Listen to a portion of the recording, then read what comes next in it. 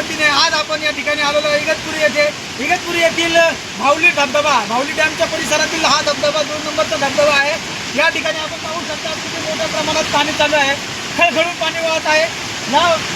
खूप असा पाऊस इथे इगतपुरीमध्ये झाला आहे, त्यामुळे धबधबा जोरदार वाहतोय आणि आपण इकडे पाहू शकता हा डॅम कशा प्रकारे भरलेला आहे। हा आहे भावली डॅम।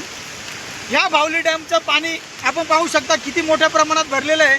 तर त्यामुळे प्रशासनाने सर्वांना आवाहन केलेले आहे, कोणी धबधब्याच्या किंवा डॅमच्या परिसरात कोणी येऊ नये। आज, काल आणि परवा या 3 दिवसापासून जोरदार पाऊस चालू आहे। आपण पाहू शकता या पावसामुळे कोणाच्या जीवितहानी होऊ नये, कोणाला काही दुखापत इजा होऊ नये यासाठी प्रशासनाने घेतलेली काळजी आहे। पाठीमागच्या धबधब्याजवळ एक पोलीस व्हॅन उभी आहे। त्या पोलीस व्हॅनमधले पोलीस सर्व नागरिकांना सांगते तिथे कोणी थांबू नका, कोणी धबधब्याकडे जाऊ नका।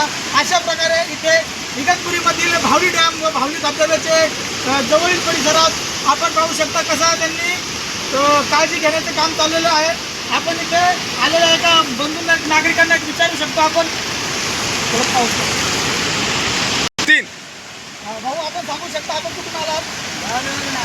अच्छा, इथल्या परिसरात कसं वातावरण आहे जरा सांगू शकता आपण? हो, सांगा। पाण्याचं वातावरण जास्त वाढलेलं आहे, पाण्याची पातळी खूप जास्त प्रमाणात आली आहे। ओके, त्यामुळे प्रशासनाने काय केलं, पोलिसांनी काय सांगता तुम्ही? बंद केले। इथे येणार जाणारे सर्व बंद केलेले? हो। ओके, धन्यवाद भाऊ।